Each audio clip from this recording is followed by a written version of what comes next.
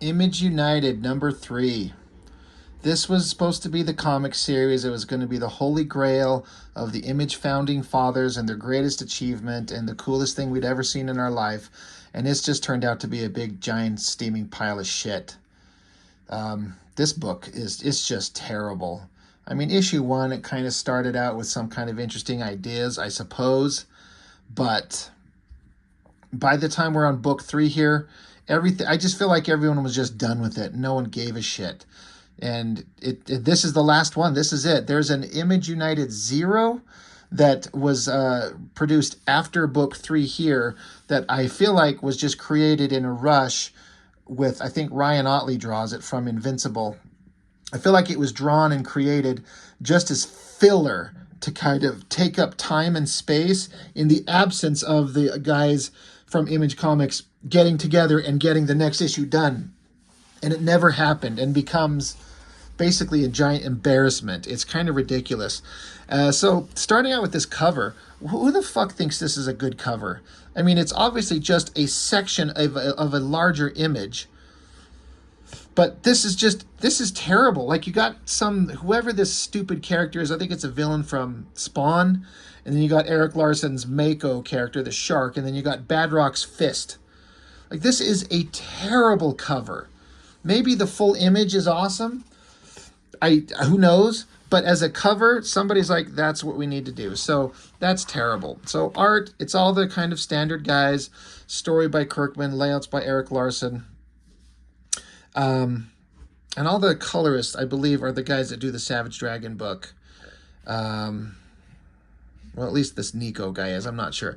But basically, I just sat here and reread this book, and everything in it is just... it's just the same stuff. It's like characters stand around talking or double page spreads of characters fighting.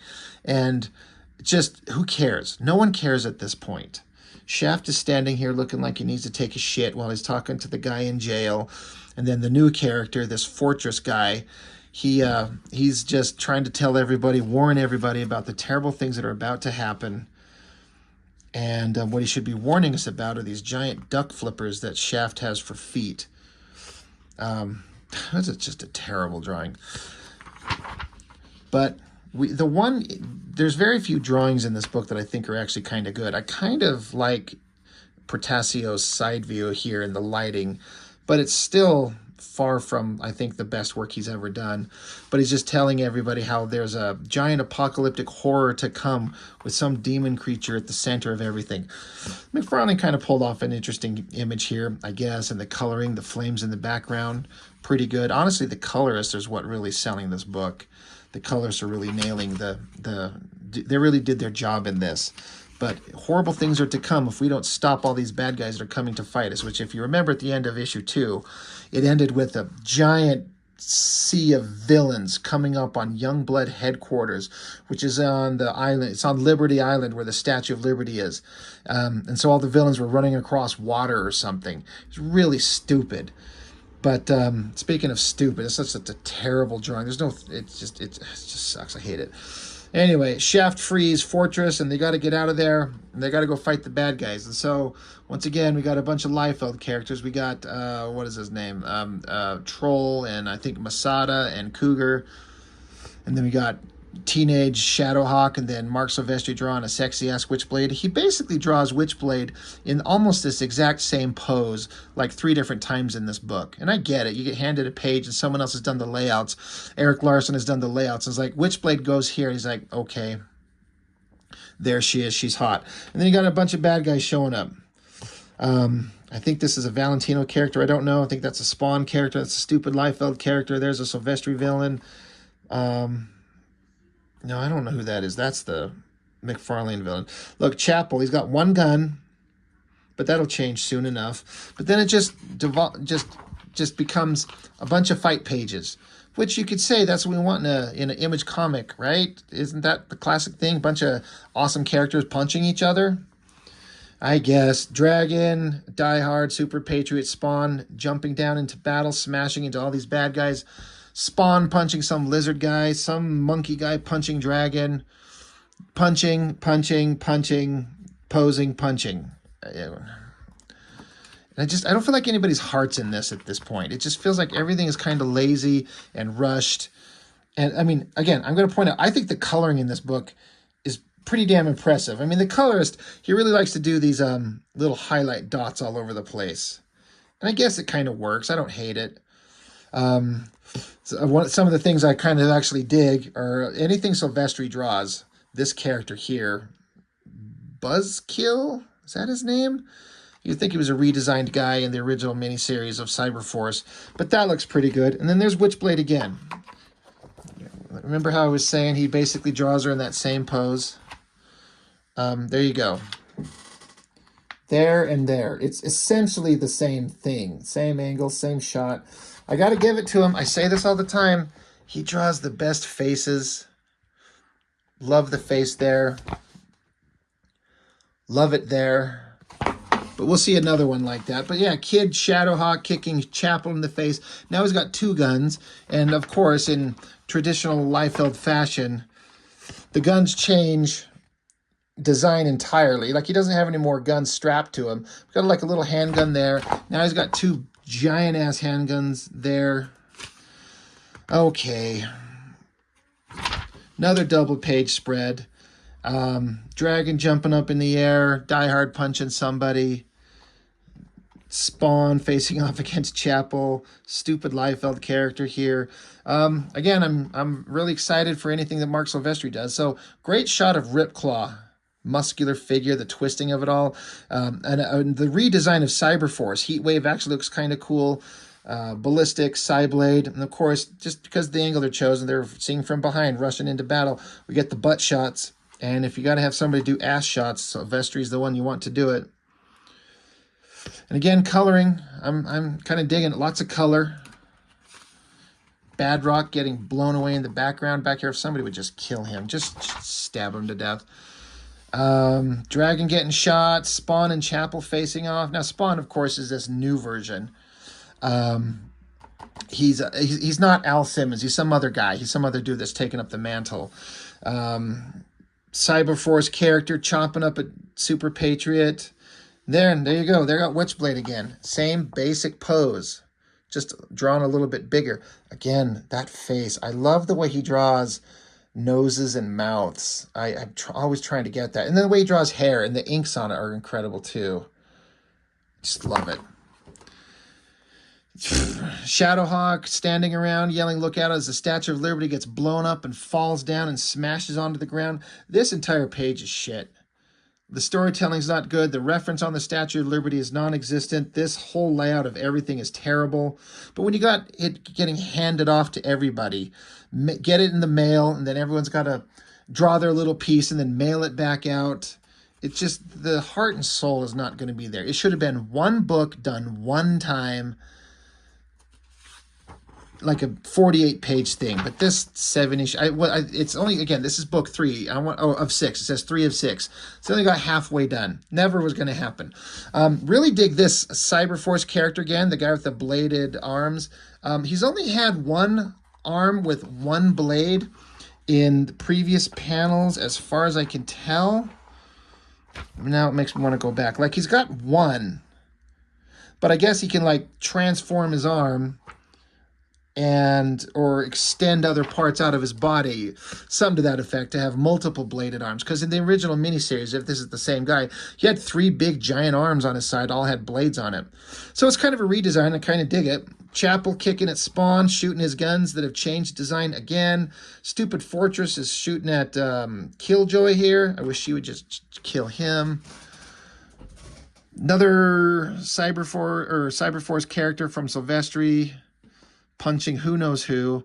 Badrock punching who knows who. Kid Shadowhawk kicking who knows who. Some Sabretooth ripoff. And then Fortress just standing here, just looking stupid like he always does. And then I guess the bad guys start getting the upper hand. Dragon gets stabbed through the guts. Fortress is... The dialogue's like, I'm going to stand with them and give them everything I've got left. Dragon drops to the ground, blood everywhere. Fortress just passes out because he's a little bitch. Shaft is sitting here like, I've got one shot left in me. Got to make it count. Witchblade gets punched in the back by some who knows hand. Kid Shadowhawk gets punched. Badrock is screaming like, "I'll take you all on. I'll stop you all." It's the worst. Like it's the moment in the story where everything's at its worst, including my ability to keep the comic in center frame there. But everything's at its worst, right? Like it's just as bad. The heroes are losing, villains are winning. What's going to happen? Everyone's getting their ass kicked. And so then, boom, giant explosion. And the colors is the only thing that put in some effort here. But it works. Bright coloring, giant explosion, characters getting flung everywhere. Who can you decipher who is who? Well, that's Spawn. Dragon, just because of the hairy giant arm and the fin. No idea. Maybe Shadowhawk, maybe Witchblade. And then, oh, look, Omega Spawn shows up. Now, if I understand correctly, Omega Spawn is actually Al Simmons, the original Spawn, and whatever happened in the story, I never read it that far.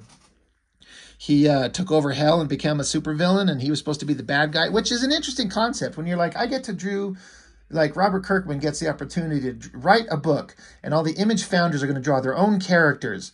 And the original Spawn is now a bad guy. Well, you make the original Todd McFarlane creation the bad guy. Okay, great. Guess what? You'll never find out what happens. This is it. They all abandoned it. They all gave up. It never finished.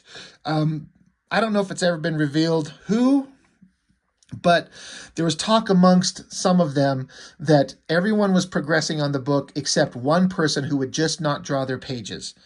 I don't know who it is. McFarlane? Is it Silvestri? Is it Larson? I don't think it's Larson. Larson's committed to this. And Liefeld, as much as we complain about him, he will draw any damn thing. So I'm sure it wasn't him. I bet Valentino was on board. So it's like, is it McFarlane or Silvestri or Potasio? I kind of doubt it was Potasio. I don't know. If anyone knows for sure, I would love to hear. But that's the end of the story. So basically, heroes fight. Bad guys show up, fight more. Omega Spawn shows up, and then the end. You'll never get to see it. You know, if they want to finish this story, they should just have someone else draw it. Even if it's fucking Liefeld, just have somebody who will actually draw it so you can finish the story. Not that I'm that wrapped up in the story. I'm actually done. I don't care. So, lame. Eric Stevenson goes on in here about Todd McFarlane, how awesome he is. That was actually kind of an interesting read.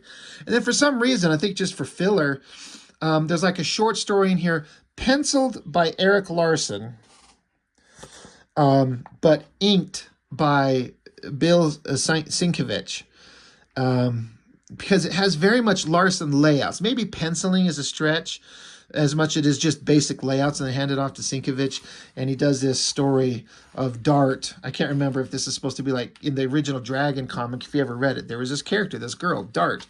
She was a badass. I mean, her character design is kind of silly, like spandexy, and she throws darts, but they can explode and be filled with poison, and she was a super warrior badass. But this is way past the time of that character, and the Dragon comic with Eric Larson moves in real time. It doesn't have characters perpetually be 19 years old for 3 or 4 decades. If you read Dragon #1 and then the current issue now, it's been 30 years. 30 years have passed in that book. Characters who were young are now old, and the character of Dart had a daughter that grows up to look exactly like her and be a badass like her. Took up her superhero mantle, and so the storytelling is a little weird, and this feels very much like an Eric Larson thing, this whole design, this panel layout, where she like drops down, and then while she's got her hands handcuffed behind her, she does an upside down flip, kicking the cops in the face, jumps, kicks, takes another guy out. Just extreme violence against these guys. As she kicks this guy, then his gun goes off, and she snaps the cuffs off from the shot, and then starts stabbing people. So obviously, if this is the daughter of the original Dart, she's clearly a very, very bad guy. Not a hero like her mom. Blowing away these cops, just blood and guts everywhere. Pretty violent shit. Pretty fun. She gets her hand on a gun, just starts murdering the shit out of people, tossing these darts around, explosions everywhere, that wild hair. I mean, this is all Eric Larson layouts. I'm very familiar with his work. So having Sienkiewicz do his finishes over it, it's a really interesting mishmash of two very different styles. But I guess it kind of works. But I don't know why she's here. She's here to, she get this sword. She chops a hole in the wall with this sword. So it's a pretty badass sword. And then she jumps away. And then that is the most ridiculous pose, and it's still pretty fucking awesome. I mean, it's a straight up crotch shot of the girl. You're staring right down up into her business, but it's a pretty dynamic pose. The powerful legs. I mean, it's weird, it's crazy, and I love it. It actually really works. And again, with the hair just flying off like a jet engine or something like that, the way it's just colored. Wild stuff, just really crazy stuff. That's, you know, it's kind of reminiscent of when Dragon was really, really awesome. Yeah,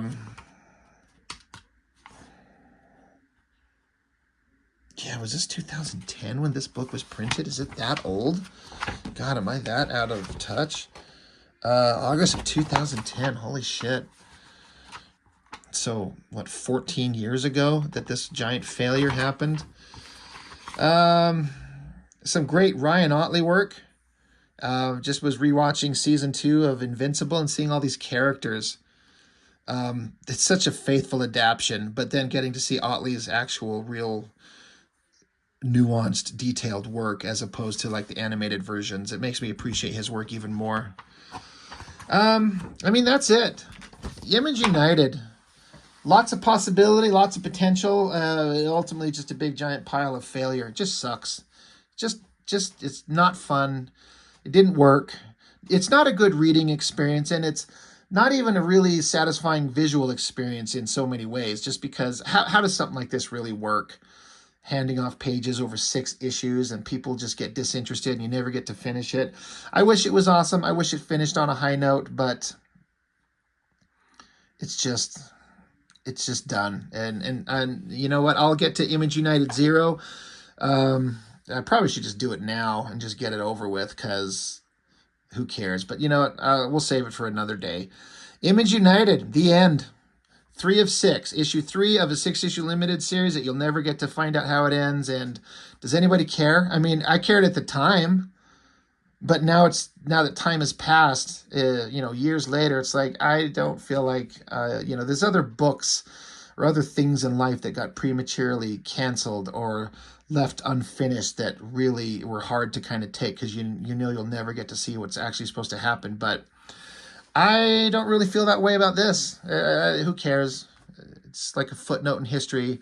It's just a big embarrassment. So I wish it was better, but I think it sucks. Anyway, that's it. That's all I got for this one. So as always, thank you so much for watching. I appreciate it, and I will see you on the next time. Oh, and everyone, remember, make more comics. Go make your books. Bye.